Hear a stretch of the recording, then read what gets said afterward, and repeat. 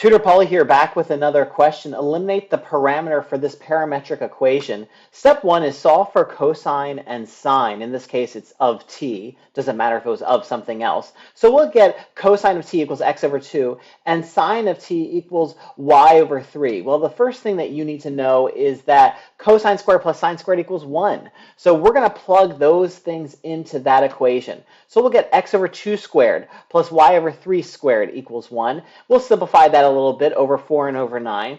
Okay, and now working with that equation, we're going to make a table, and this table will be t, then x, then y, and we're just going to plug in. Now t is an angle, okay, and we're going to use radians, so we'll do 0, pi over 2, and pi, but if radians are scary, just know pi over 2 is 90 and pi is 180, okay, don't let that stop you.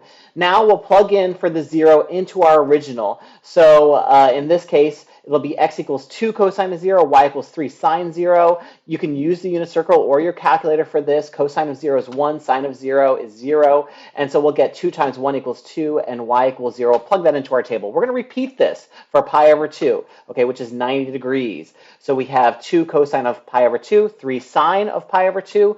We get 2 times 0 and 3 times 1. Again, use your unit circle if you have to. Lastly, we're going to plug in for pi. You didn't have to plug in for this point, but I think it is helpful in order to understand what this thing's going to look like.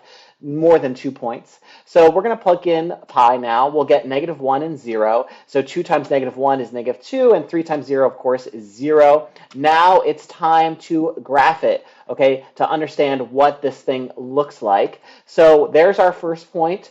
There's our second point. There's our third point. The direction of rotation should be clear. This is an ellipse. Okay, although it looks like a circle, and we're going in that direction counterclockwise. Now, I did 3 points instead of 2 because I didn't want you to inadvertently think that you could go around the opposite way and arrive at the same location.